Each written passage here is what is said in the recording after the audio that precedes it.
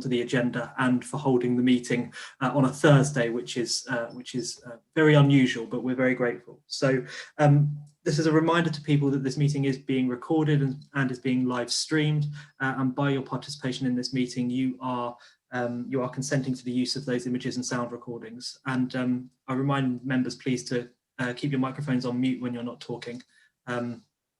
And just raise your hand if you would like to make a point. So without further ado, let's get going. So apologies for absence. I have apologies from Councillor Russell, Councillor Woodhead and Councillor North. Declarations of interest. Are there any interests, either pecuniary or non-pecuniary, on the agenda this evening? Okay, none for other members. I have a pecuniary interest in the exempt item of parking permits, so I will hand over to Councillor Knight to chair that part of the meeting, which is at the very end. Okay, item 3 then. So public open session. We have one member of the public. If you would like to speak, please raise your virtual hand and we can bring you into the meeting for 3 minutes. Not getting any indication, so I will move on. Item number 4, invited speaker. So a pleasure to welcome Giles, Jackie, Jill and Giles, Jackie and Jill. Yes, so we're really looking forward to this. So thank you firstly for accepting the invitation to come and speak to us this evening about the Red Lion pub and the new inn. They're two really important buildings for our town centre, and we are excited to hear what plans you have for them and your plan for delivery. So am I able to hand over to Jill, Jackie, Giles, whoever's best? So Jackie, yes, please. So Councillor Fage, thank you so much, and thank you very much indeed for inviting us this evening. It's absolutely wonderful to see you. I just wish we were with you in person. If you'd said to us a year ago that we would have been locked in our houses for the last year, I probably would have laughed at you, but this has been horrendous for me and I've missed you terribly. So thank you for having us this evening. It's a great opportunity. Apologies from Simon Lyons, who is not able to join us this evening. I can only apologise. He has had a terrible bereavement and I've had to cut him some slack. We know what he would have said had he been here, and Giles is the main obviously, as the designer guru, is the main offer this evening, but Simon's deeply sorry he can't be with us. Just a quick word then as introduction, really. As you know, well, those of you that have worked with us over the last, well, we've been involved with Biggleswade since the beginning of 2016. The town centre is incredibly important to UKR. We see it as a very, very important part of the offer of our new communities. As you know, we're looking to do our first village on Land East. We're hoping to get on site this year. But one of the big attractions for Biggleswade for us is the historic market town, which we actually believe is very, very fine. It needs some love and attention, obviously, and we're hoping to be able to help with that a little bit. But it is one of the main attractions for us as inward investors to Biggleswade. And we hope for the community that we will be looking to attract into our development. We always had a policy, as you know, of Biggleswade first, by which we were saying we would not be attempting to compete with the town centre. We would always be trying to drive any trade that we were generating in Land East into the town centre. And as part of that commitment, our sister company bought these two pubs from Green King 2 years ago now. Sadly, we've not been able to make as quick progress as we would have liked, for reasons you all understand better than anyone. But we have made progress, and I have to say I'm deeply grateful to Giles and his team for having come up with some fantastic designs, which he's going to present to you in a moment. The pubs are technically not owned by UK Regeneration. We ought to say that immediately, because on all the planning documentation, what you'll see is the Grand Biggleswade Expo, which is our my business partner's rather witty way of saying that these are going to be a celebration, an expo for Biggleswade. So rather, he has a sense of humour. You have to just kind of work with me with it, I'm afraid. So without further ado then, with that introduction, I want to hand over to Giles of Goldstein Andy and Heather, who are a brilliant firm of niche architects we managed to find, and we managed to source them from the most unlikely of sources. And I'm so happy with the fact we managed to get them, because they have real expertise in heritage buildings. And obviously these two buildings are very, very important to our town centre. So Giles, without further ado, can I hand over to you Thank you your very felt much pens? Yes, thank you very much indeed, Jackie. That's a fantastic introduction. I'm very flattered. I'm going to share my screen now, which will have a presentation entitled "The New Inn Biggleswade," and this is just as Jackie said. This is to give you a pretty broad brush introduction to what our plans are for the new inn. So here's a picture of me and my partner, Simon Goldstein. We have a team of, we're now 8 people, and we've developed our plans and for both the new inn and the Red Line over the last couple of years, in fact. So what's our vision for the new inn? We aim to restore a 17th century gem and set it in an architectural context that will basically form a sensitive dialogue with the historic fabric. We aim also to replace the brew house at the back of the site, which is a rather undistinguished brick, painted brick building, with a gin distillery, which is a contemporary building that uses vernacular and weathering materials and a clean silhouette and a copper roof, which will, the full glazing there will allow you to see the copper stills within. And there's also a new 2-story building at the back of the listed pub element, which will accommodate an open restaurant kitchen, chef's table, and a high degree of transparency, but all the while using traditional and vernacular materials that sort of bed our proposals and make them apt for the particular historical circumstances that they occupy. So the site, I'm going to be quite quick over this because I'm sure you're all very familiar with the existing building, but just to tell you the story of the building, the front element of the new inn is the most sensitive part. The sensitivity is the language that people in heritage use to describe the importance of the relative importance of various parts of historical buildings. So there's a high degree of sensitivity at the front of the pub because that's the 17th century timber frame core. And then as the building goes back into the site, deeper into the site towards Bonds Lane, it gets more recent. So the angled element is 17th, 18th century. The longer element just below that roof ridge is 18th century. And then the remainder is either 19th or 20th century and of no particular value at all. In fact, even detracting from the setting of the pub.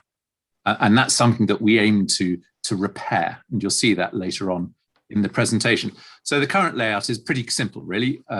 There was a pub on the ground floor, and there was a very cramped kitchen and storeroom at the back. The brew house I've already mentioned on the other side of the site, with the public running through the site. And then above the pub, a first floor apartment, which I think was occupied by the publican or the pub manager at the time.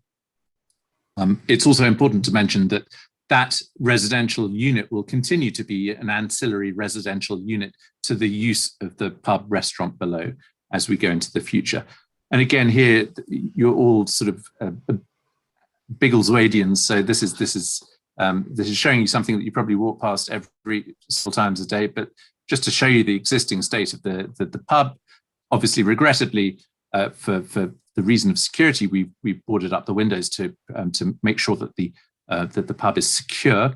But you can see at the back also there's a pergola structure which will be coming away with our development, and then the sort of the rather ordinary elements of the building at the back, the single-story brick store at the back of the pub, and then the brew house itself. But the flank of the pub is something that will be celebrated in our plans as well. And I think the historical sense of that will become clearer with our proposals than it is now. Just to give you some pictures internally, if anybody's ever been curious about what happens on the first floor of the pub, it's an incredibly characterful building. It's the floors are very well, you can get seasick, I suppose, walking across the floors. They're very, very, they sag and they warp and they weft, and the ceilings are full of beams. So there's a real sort of sense of the interest and joy of this building as a 17th century timber frame building. And downstairs, the decor of the Green King pub, it's plenty of original elements, mainly in the form of beams, survive, but the rest of the decor doesn't really contribute to the particular specialness of the building. And again, I think that's something that our proposals would seek to restore and to really sort of uncover the history of our building here. Again, the local character. Jackie said that she had very high regard for the town centre of Biggleswade, and we share that as architects as well. It's a cracking town. They're lovely buildings. There's a great deal of variety within a sort of a range of vernacular styles. You get a similar palette of materials. So you've got render, you've got this galt brick, other stock brick, the odd timber frame building here or there. The stucco building, the current Pizza Express, is a good example of that. So again, it's sort of unity and diversity, and it's a typical British market town in that regard. And as Jackie says, it just needs a bit of love and attention to uncover and sort of just set off this inherent beauty that there is in the town. The site history, this is something that we found quite interesting. You can see there are a couple of images on the bottom of the page there that show the original aspect of the rear of the New Inn pub. And from our point of view, it's a telling picture, because you look at that, it's much more dense. The historic character of this market town is of these long plots that lead away from the marketplace and that are quite densely built up. So you can see that there are a couple of buildings that have disappeared in the last, I think, I would imagine, since the end of the Second War. And that's also the tale of Bonds Lane generally. It's a bit, I venture to suggest that it's a little bit of a sad story, really, what's happened in Bonds Lane. And the character is much looser. It's car parks, it's scrag ends of land here and there. And it lacks this sort of cohesiveness that the town previously had. And again, that's something that we hope that our proposals will begin to restore, at least on our site, and maybe, prompt other sympathetic development as well to restore something of this particular market town character that Biggleswade had, still has, and could continue to have. So again, this is about urban integration. The pub, again, making links between the town. The New Inn is in fact on a route that leads pretty much from as a pedestrian, that leads from the station to the market square. So again, how can our proposals herald this passageway through the town? And we hope they do. And I think that part of what our proposals aim to do is to face in two directions. Yes, of course, the marketplace elevation is beautiful. It's a Georgian facing of a 17th century timber frame building, but let's also think about the rear of the building and how that could be made much more attractive and much more inviting as a sort of through route, exerting a gravitational pull upwards. And these two illustrations further show that. I mean, the red there just shows that there is this potential to make this connection to the marketplace and to the heart of the town. This image gives you an overview of our proposals, which we are currently developing in detail and working with various consultants who are needed to bring to bring the full range of technical information together to enable us to build this. So the refurbishment, again, I'm slightly treading, we have a fantastic interior designer on board who are called CADA. They've worked all over the country, in London on various restaurants, and particularly they've worked in heritage buildings. So they have a sort of inherent sensitivity towards beautiful internal elements of important historic buildings. And this is, I think, what their plans aim to enhance in the New Inn. And you can see some of the images there, things like painted wood paneling, beautiful fireplaces, a lovely bar backlit, rose series of bottles of wine to create a really inviting and warm interior. So this is an image that they've created is a slightly earlier image of the bar. The plans have moved, their plans have moved on slightly subsequently, but the ethos of the design has remained consistent. So this is right now coming to fruition. And then this shows the rear. This is the central section of the pub. This section of the pub dates to the 18th century. And you can see here that this is all about celebrating the original wooden beams that we have. Some of the beams, I'm afraid to say, are not even real. There is, in fact, a plastic beam nestling in and amongst the 17th century beams, which will be taken away. So this is about celebrating the original fabric of the new inn. And the exterior character of the building, again, we were very conscious of the fact that we've got a boarded up building currently, and it's not good for the town that it is boarded up. So our proposals, of course, will give it a fresh lick of paint and an evolving identity. It's still going to be the new inn, but it'll be a restaurant, it'll be a bar, it'll be a place where you can go and have a drink of a beautiful bottle of wine, etc., etc. So it'll be a beautiful asset for the people of Biggleswade.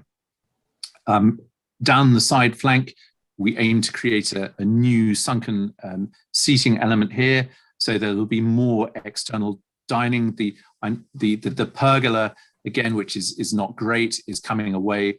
And this will be a place where I think people can come and enjoy a beautiful lunch and enjoy the sunshine when the sun comes out and when the pandemic's over, obviously. And again, this just harking back to our restored frontage and beautiful canopies over the window, and a new lease of life, new paint and repair. So the new additions, just to look in slightly closer detail at these additions, we've got a two-story element at the back. This houses the kitchen, and there'll be a chef's table here where you can sit in these fully glazed windows here. And again, I think the story to tell here is a story about the materials that we're going to use. We're using natural oak, we're using lime wash brick, and we're using timber, and we're using copper. And these materials are all natural aging and weathering materials. They're not sort of hard, shiny, brash materials that you often find on contemporary buildings. I don't think that's the appropriate response here. We take our responsibility to the heritage fabric of this building very, very seriously. But equally, we're also contemporary architects. So what we're seeking to do here is to balance a contemporary feel with the use of these deeply traditional materials. And we think that there is a successful synthesis here, and we're happy with what we produced. The kitchen, again, this is stepping back into Cada's shoes. There'll be an open kitchen, and there'll be this bench dining alongside. The gin distillery, again, is an incredibly exciting prospect, I think, for the people of Biggleswade. There's the rather sorry single-story brew house. I possibly late and possibly lamented that it's no longer in operation, but it'll be replaced by a fantastic building. I think a two-story building with this open mezzanine, with beautiful copper stills, and again, a high degree of transparency to the passage that runs through the site. And the appearance of the building will change through the day. We're designing a set of shutters that can open and close to various degrees to increase the transparency or the opacity of the building. So actually the character of the building, depending on where the shutters are, might change quite completely. And again, this just shows you the setting by dusk. And I can only hope that the timetable that's been set out by the government is correct, and that sooner rather than later people will be back enjoying this facility once we built it, and taking advantage of what it will offer the people of Biggleswade. Giles, thank you very much for that. Is it better to take some questions on the new inn first and then go across to the Red Lion and talk about that separately, or what's the best way to do it from your point of view? I don't really mind. Maybe it's better to do each separately. Okay, good idea. So, members, are there any questions? Are you okay just to unshare your screen for a moment, please, Charles? Of course. We can just see everybody. And then we can reshare for the red line. So, members, questions, please. Councillor Knight. Thank you. Really interesting proposals, and thank you for coming tonight to share those with us. So I have two quick questions, if I may. So the first one is, are you aware that there's currently a homeless person sleeping in the smoking shelter adjacent to the establishment? And do you have any concerns that that could be a potential fire risk? Obviously, we need to try and make sure that the person is somewhere safe as well. But I know recently a homeless shelter, there was a small fire, and I'm a little concerned that that could happen so close to your building. And the second point, I was wondering whether you've identified a tenant or a partner to operate the venue, and whether you're committed to speculative development if you haven't got a partner yet, or whether you're going to wait until you've found the right partner to operate the premises. Thank you. Jackie? Yes, Councillor Fage, it's probably as best as I have a stab at those, and then perhaps Giles or Jill might want to come in and help a bit. I mean, first to say on the sad prospect of the homeless chap, who we are very aware of, acutely aware of, and actually my business partner was in Biggleswade today and did a site visit to have a quick inspection, said that the site was at least very clean, and that it was quite a kempt camp, he's got his tent there and what have you, and I feel terribly bad about people being out in this sort of, I know the weather's lifting, but it's a very sad prospect. And to be honest with you, although we have security comes and goes at the New Inn and at the Red Lion, we will be guided really by town council and possibly by the police, if you think that's the right place for us to go, as to what we should do here.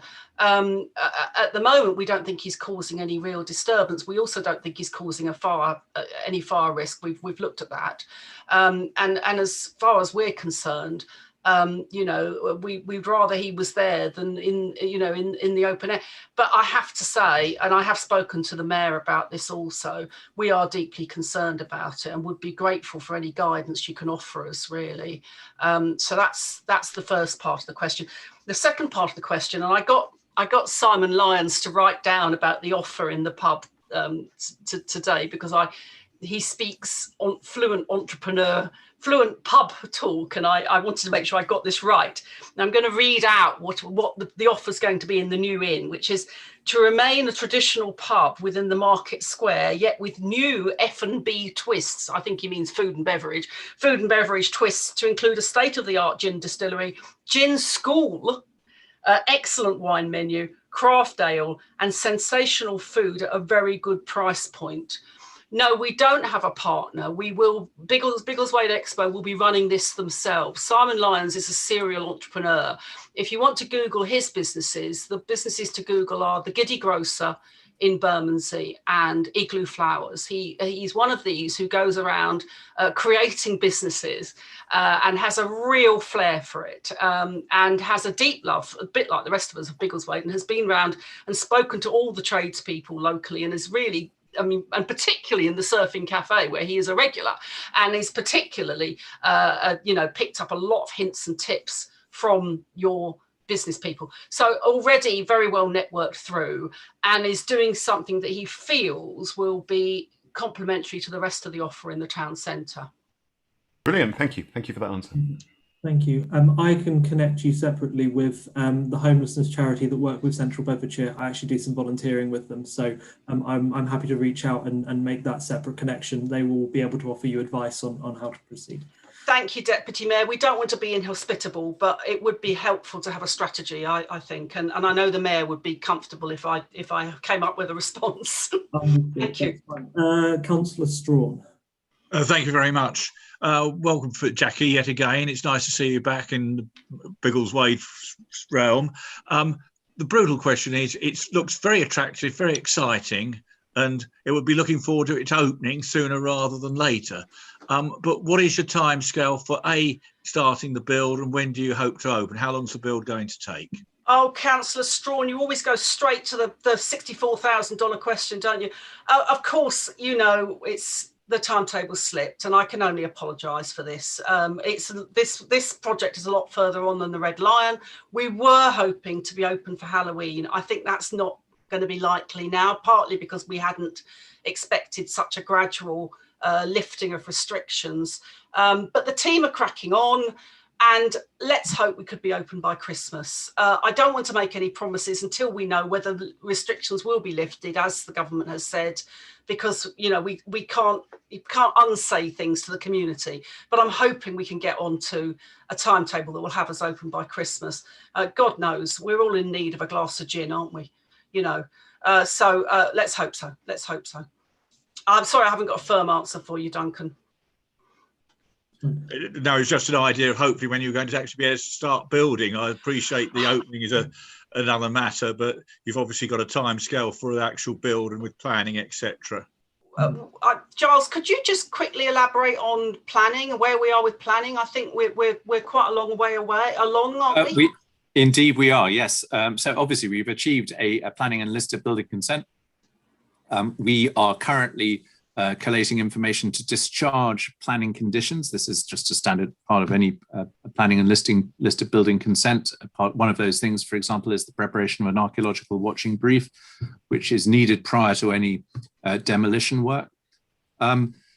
Typically, I think the construction period, obviously on restaurant buildings like this, they're often very, very, very rapid.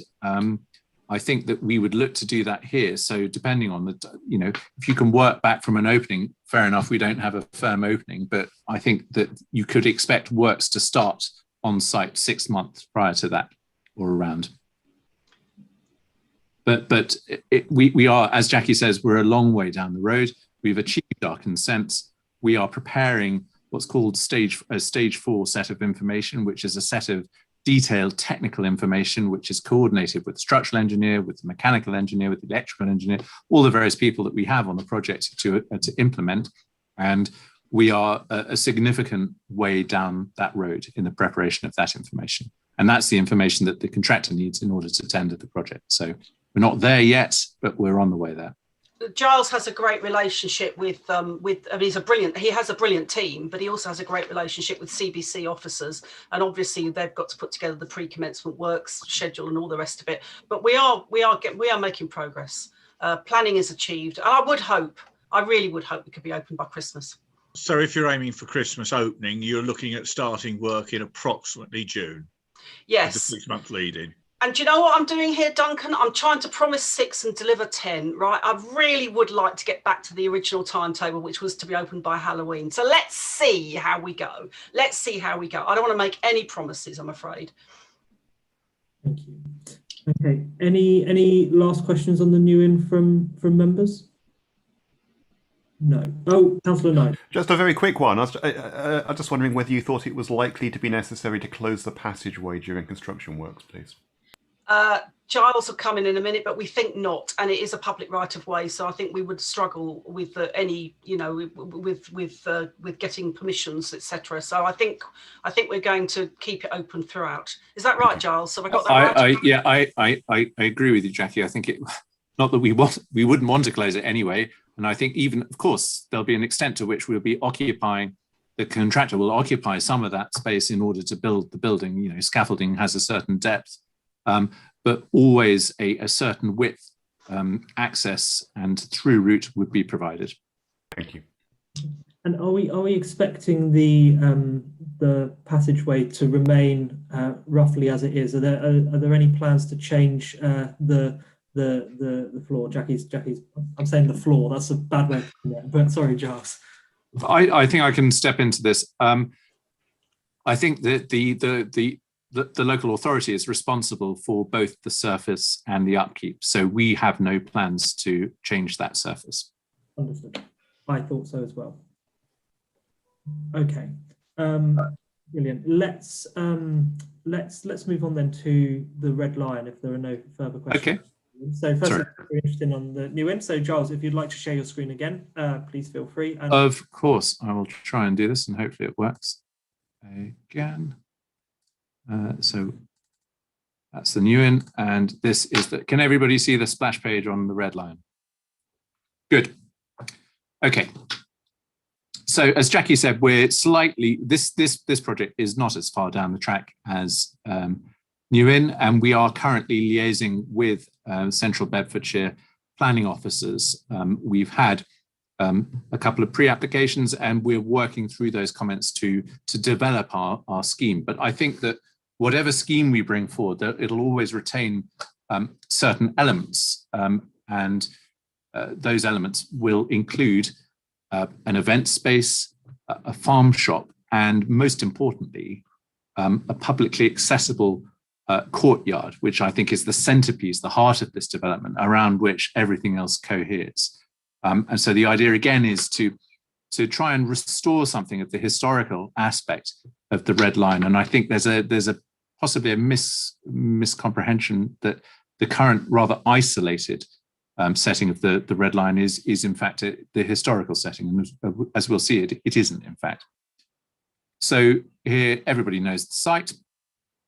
Just to give you a brief lowdown on the building history, I think I might shall do it later on, but in essence, it's also a 17th century timber building, and there are also later elements. In planning and heritage jargon, there is something called a curtilage listed building, which is the red brick building sitting behind the pub, and that's been duffed up basically and altered and amended and extended and bricked up and all the rest of it. And it's called a curtilage listed building because it's only listed by virtue of it being next to and forming part of the 17th century listed pub.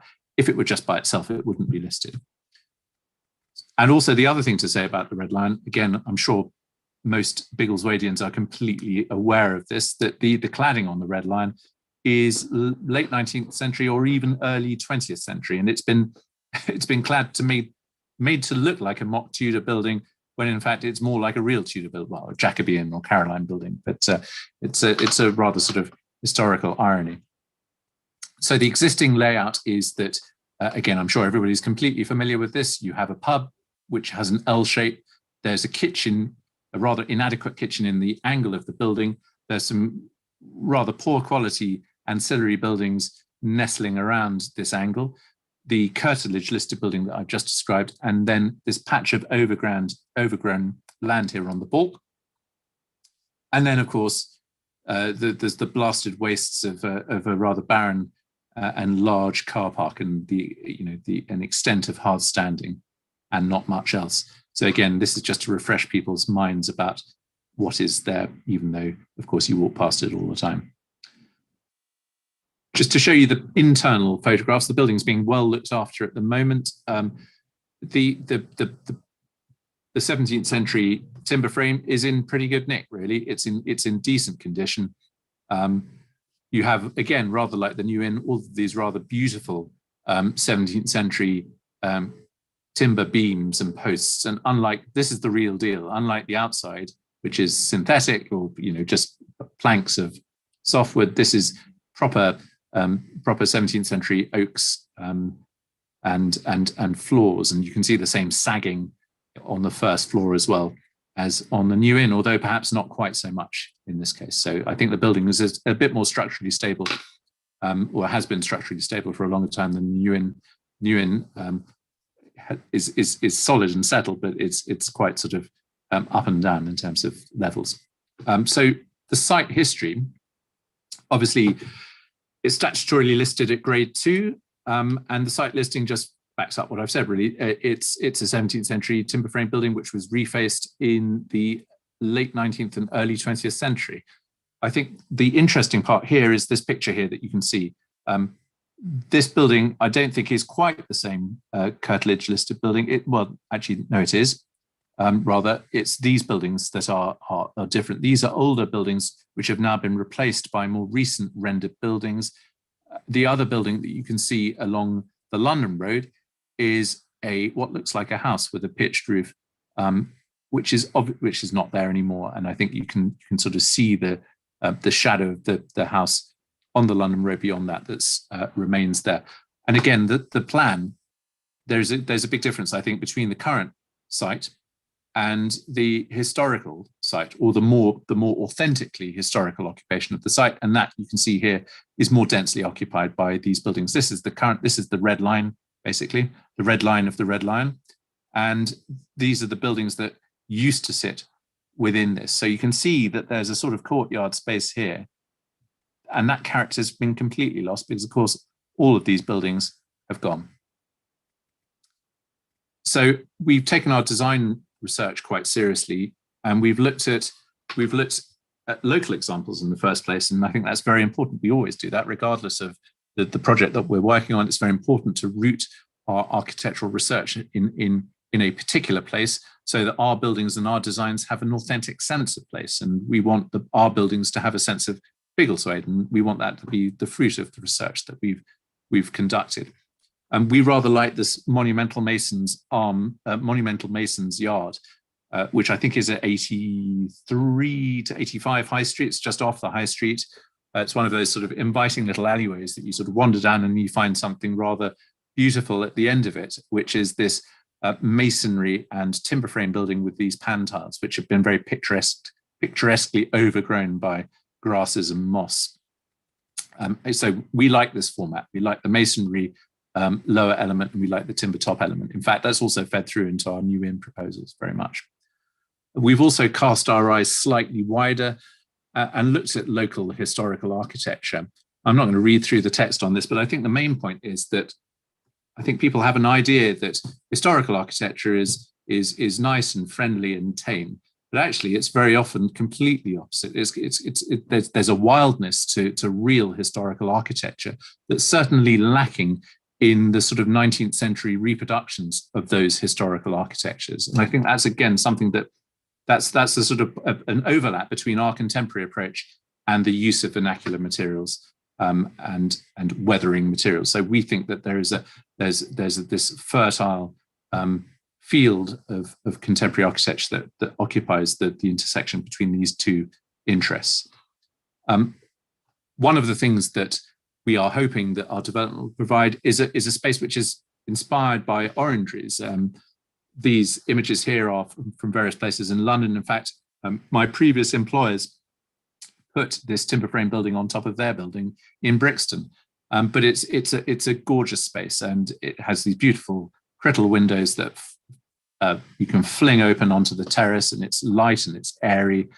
And yet there's also this beautiful French oak frame here.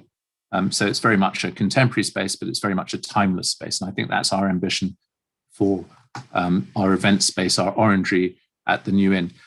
We've also looked at more contemporary things here. Again, this is, I think, all about simplicity and the cleanness of outline and silhouette. If you use beautiful materials, for example, timber shingles, bronze, masonry, Siberian larch, all of these things, they weather and they change. And again, it's the opposite of this sort of contemporary architecture, which is obsessed with not having any weathering, having things in aspect, which are just sort of shiny and hard. So we don't want to produce that sort of architecture because we don't think it's appropriate for Biggleswade. And we've looked at other architects who are doing, we're not the only ones, obviously, to plough this furrow. Many architects have gone here before us, particularly in recent years. Looking at the Ditchling Museum, which is in West Sussex, which is on the top left and the bottom left of this image, is a very successful example of a contemporary approach using traditional and vernacular materials. And again, I think that's something that we want to develop further for our proposals, which leads us neatly onto our proposals. And I very much want to caveat that these are works in progress. We are liaising with the council in a pre-application process, and we're also gathering the thoughts of our client. And so I don't want to by any means suggest that this is set in stone or a fixed set of plans, because inevitably it will change to some extent. But what are we doing? We are providing some houses on the site. We're providing 6 houses, small houses on the site, in the form predominantly of a mews, but also with a unit fronting the London Road. We are providing a farm shop, which is attached to the listed pub, and that's a particularly sensitive part of our proposals because it's physically attached to the 17th century listed pub. And then as the setting, as the heart of this, we have this publicly accessible courtyard in the centre of the space and the orangery off it. And the orangery is going to be an event space. It'll be used as a restaurant and a place that everybody can come visit and have a drink in. But there will be, I think, the plans are that there might be periodic events there. So to give you some flavour of the London Road buildings, these are very much the entrance buildings to the site. The farm shop here between the listed pub and the proposed new dwelling on London Road. And again, this is all about using the right materials. So it's the red clay tiles. The windows might be glazed with imperfect rather than machine sheet flat glass to give that sort of texture to the buildings, to make them bed into their surroundings successfully. This is an image of the orangery, the event space, the restaurant space that we are putting at the heart of the site. And we want this to be an open, light-filled and tall and broad timber-framed building. I think it'll also be probably a glulam structure because the spans are quite broad. But nevertheless, this is a space, I think, which is highly pumped. It wears outside, wears inside. In the summer, in the spring, the doors will be flung open and there'll be this similar sort of passage across between the courtyard and the orangery space. And again, this shows it from that side much more eloquently than I'm rather ham-fistedly doing. But again, this is the heart of our development. We're really keen to enshrine this as at the heart of our proposals, that there should be this publicly accessible courtyard space. There might be farmers' market stalls here. There could be flowers sold. All sorts of things could go on, but it's also a place to sit down, have a cup of coffee, have a meal, and talk with one's friends. We hope, and what we want to do is to make it a beautiful space for Biggleswade, like a living room for the people of Biggleswade, where they can come and enjoy themselves. We're also providing some mews houses. Obviously, all of this scheme is full of ambition. There are some wonderful spaces in it, but there's a certain amount of needing to provide some form of accommodation so that the development could wash its face. But again, we've taken really great pains here to design a set of mews houses that basically head off the general objections that do arise when you plan mews houses in urban settings, things like overbearing, things like overlooking. So we've designed it with these windows that don't have any direct overlooking. We've kept the buildings quite low. We've kept them off our boundary, down their own lane. And in fact, over on the other side of the London Road, you can find a very similar sort of development, albeit in a slightly more historic and conservative form. In the form, I think it's called the coach house or the coach houses. There's a set of these mews houses with garages at ground floor level. So this is very much an evolution of a typology that you already see in Biggleswade.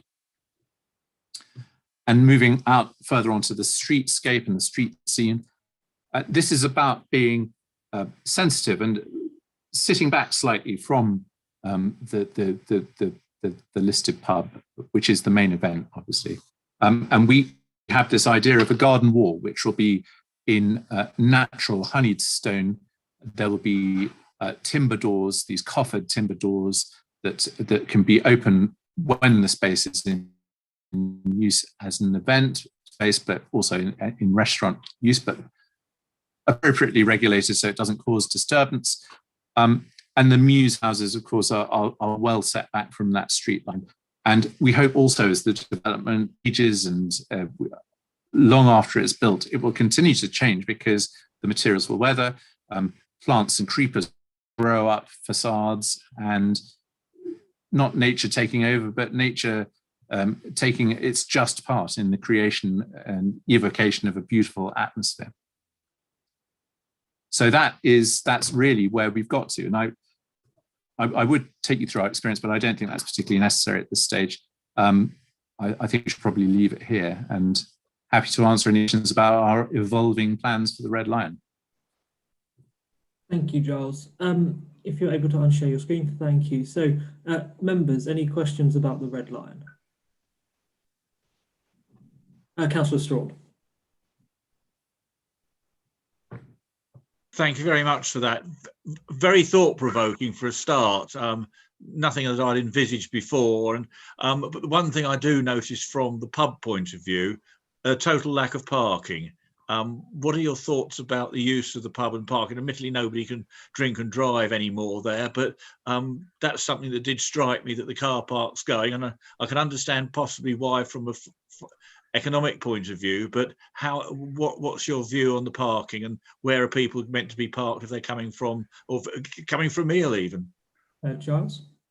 Okay, I think I can begin to answer that. It's very much not led by economic consideration. I think this is primarily a social consideration. The courtyard space is that's so important to the fundamentals of the scheme. Would be impossible if we gave over an element of it to parking. I don't want to ruffle feathers in Biggleswade, because of course I'm not as intimately aware of the particular problems of traffic and how people move around the town, and how they go about visiting places.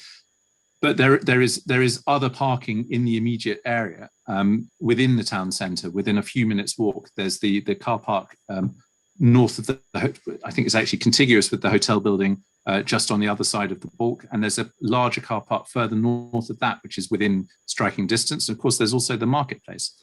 And it's also important to point out that other places on the marketplace don't have dedicated car parks. So, you know, the New Inn doesn't, but that won't stop people going to drink there and eat there. As you say, you can't drink and drive anymore.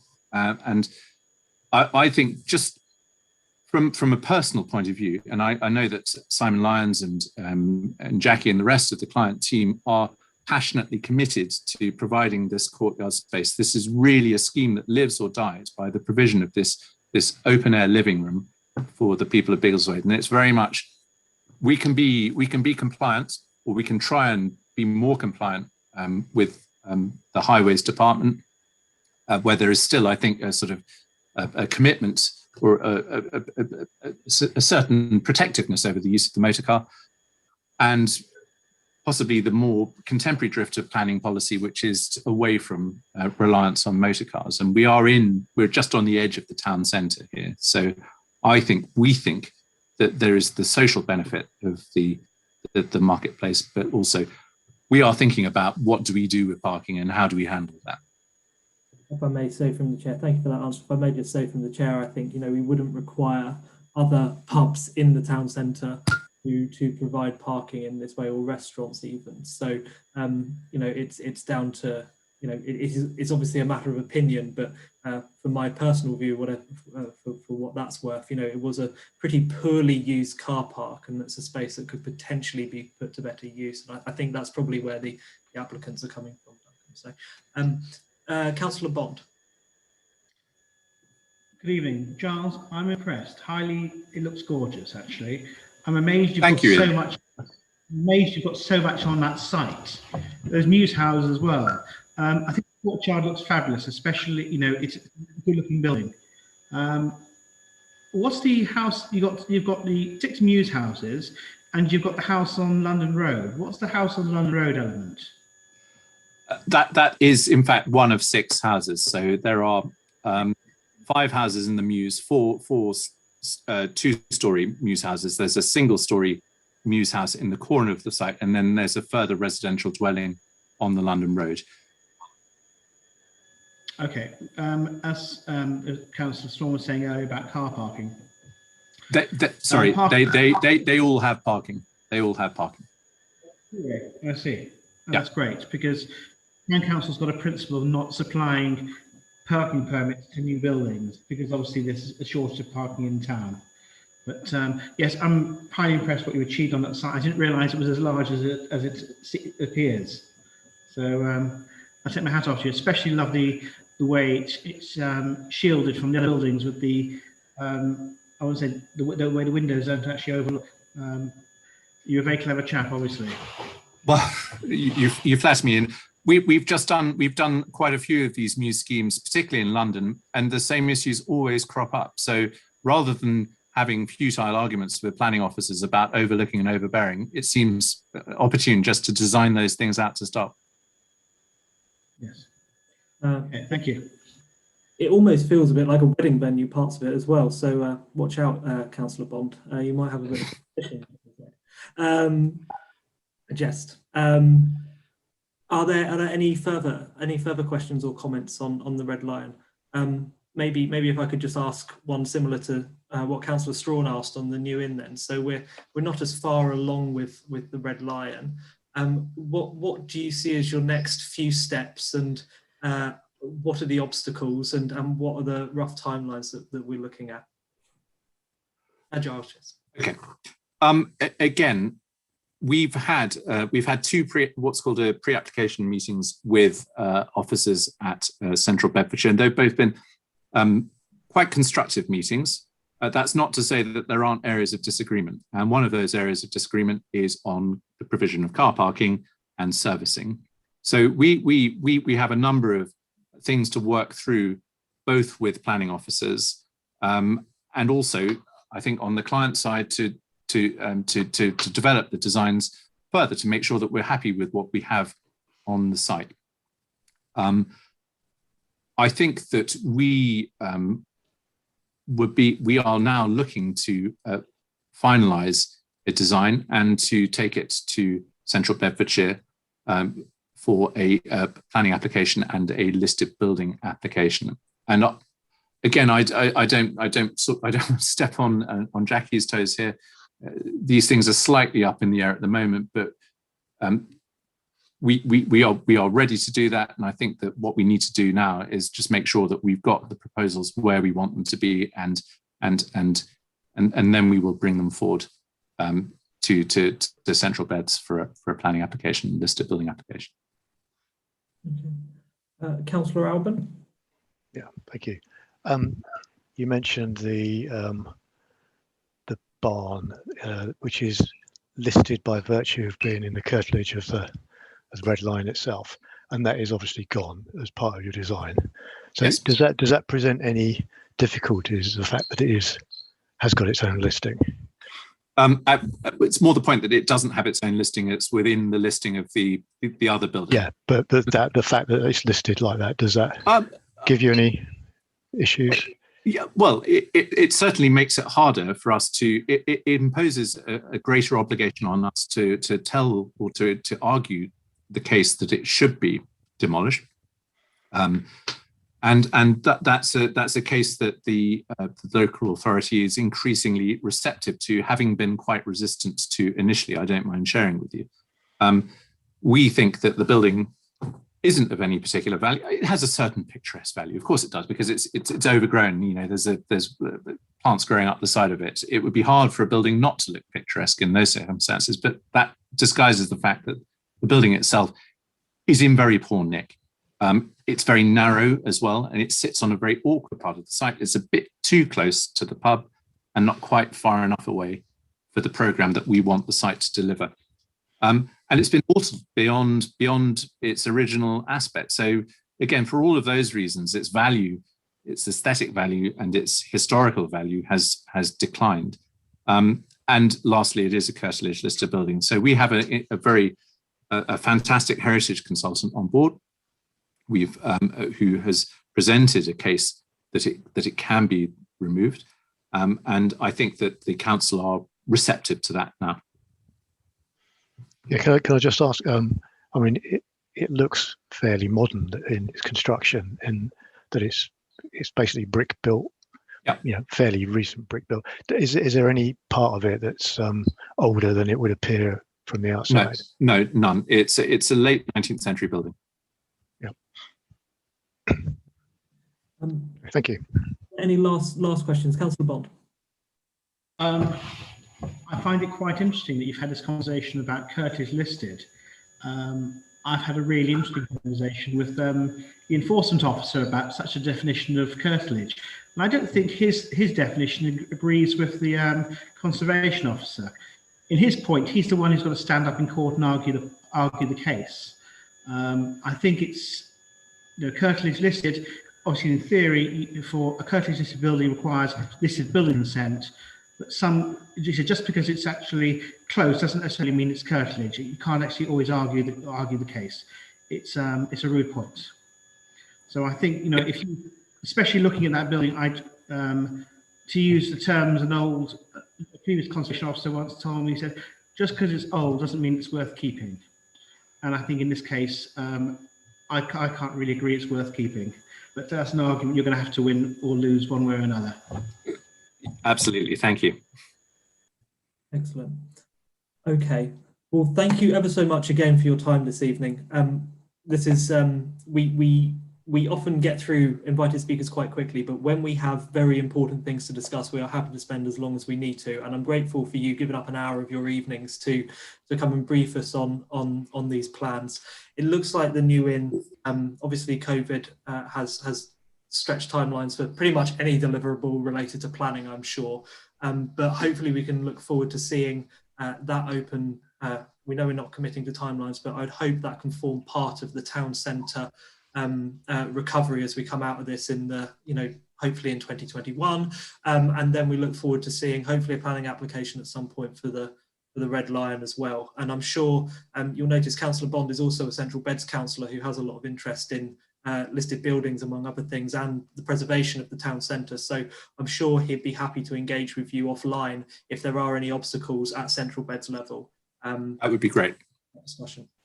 Sorry to sign you up for that, Ian, but I know you have to do it. So thank you ever so much again, and feel free to drop now. You don't necessarily have to stay for the rest of our evening meeting if you don't want to. But thank you again. Thank you. Thank you. Thank you very much, Councillor Page. Councillor Page. Thank you. You're welcome. It's been a pleasure. Thank you. Okay. Item 5, minutes of meetings. Sorry, we don't normally get onto this at 8 o'clock. It's normally a little bit sooner, but that's okay. So minutes of meetings. We're going through first of all for accuracy, please. So I'm looking at page 1. Any comments on accuracy on page 1? Any comments on accuracy on page 2? Page 3? Page 4? Page 5? No. Okay, brilliant. So I got it right first time when I looked over them. Thank you. Is somebody okay to move these as a correct record? Is that all right? Move. Any matters arising from these minutes then? So item 6, matters arising from the same meeting, which is 1st of December. So any matters arising on page 1? Matters arising on page 2? Councillor Knight. Item 8A, I'd just like to thank the council staff and officers for the excellent offering that was put in over Christmas with the grotto and the Christmas lights. I think it was very well attended, so thank you for that. Yeah, feels like a long time ago now, but it was a very, very well received event, and I look forward to having a discussion later in the year about hopefully how we can build on that for next year. Thank you. Any more matters arising on page 2? No. Any matters arising on page 3? Councillor Knight. Can I request a quick update on parking orders, please?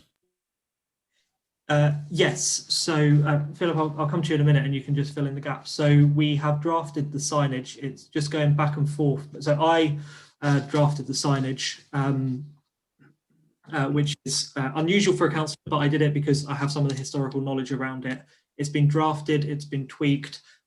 It's gone to the printers who have sort of they are better at graphics than I am in Microsoft PowerPoint, would you believe? So they have made it look a little bit prettier. Today, Philip has sent that back to me to check over. I've gone back with some last comments, so I hope we can get a final draft of the signage in the next few days or so. That will be circulated to members for information as well. I understand that we're still on track to go live with parking orders, with the new parking orders on the 1st of April, and we have an item on this agenda to discuss the permit element of that. Have I missed anything, Philip? Well, yes, if I just may come in, Mr. Chairman, you've covered very adequately the business with the signage. It is back with the printers. They're called printers, but they will actually produce them on metal boards. But they can turn around that order for us within a week, so we're in plenty of good time to have those notices prepared, and we just need to get them up when we've got them. So that's not a problem. Today I have been through a spreadsheet with the operators of the parking machines, because they all have to be reprogrammed, and this afternoon I sent off the revised specification of the new parking times and and the free parking information. I understand that they can program remotely on this. I'm hoping they're going to be able to do that. So they've had all that information in good time, and I can't see any reason why they shouldn't program the machines to be ready for the 1st of April. The other thing that I think I would say is that from CBC's point of view, they had to put an advertisement for a number of parking regulations in the Chronicle. That went in this week, so the notice has been given. It's a notice to say the parking orders have been made because they have been signed by the mayor and the town clerk here. So there's no impediment to it proceeding on track for the 1st of April. Thank you, Mr. Chairman.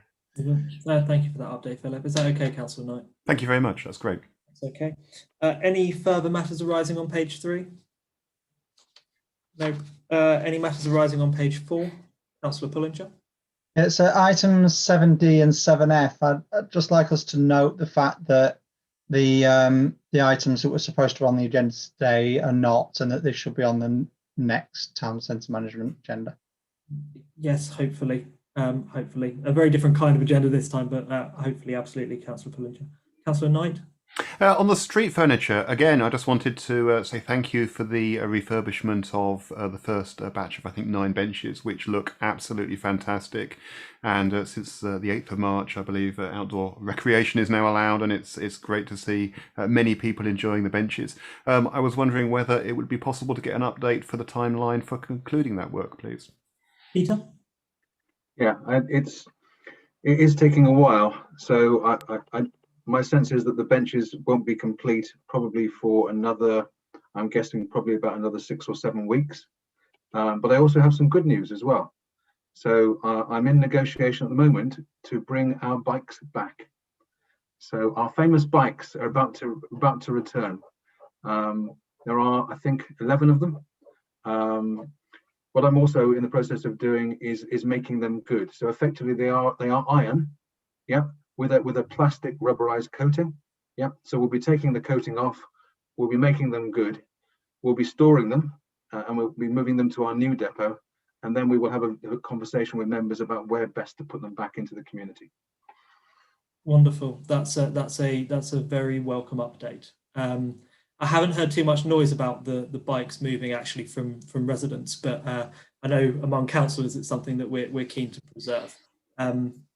We'll discuss that further offline. That's brilliant. That's great. Thank you. Any further matters arising on page 4? No. And page 5? Okay. Thank you. Item 7. We have no items for consideration.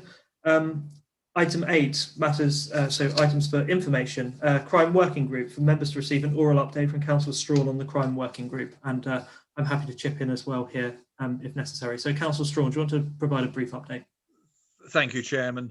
The Crime Working Group met as discussed, and we were pleased to welcome Inspector Louise Bates, who is the local inspector now for Biggleswade. So we were able to have a two-way conversation with her about various issues. One of the matters raised was with regard to cemeteries and the use that's been put to the cemeteries, which doesn't relate to the main use, shall we say. There's also a major issue in terms of we're looking still at the CCTV. As members will know, we have 2 suppliers effectively of CCTV. One is Hertfordshire, which looks after our cameras, and the other is Central Bedfordshire. Central Bedfordshire have got some proposals coming forward, and to enable us to make any recommendation, we do actually need to know what CBC are proposing, and I'm not aware to date of whether they've come back to us with anything. So we're very much in their hands, but we also considered the sighting of the cameras and the quality of the images that we're getting. Clearly something's got to be done, but I think at the moment, I'm afraid we're very much waiting on CBC, but we also hopefully going to be able to enter into better exchanges now that we've got into contact with Inspector Bates, having had an interregnum of about a year where we seem to have been slightly under supported, if I can put it in those terms, with changes that have taken place. Thank you, Councillor Strawn. Peter?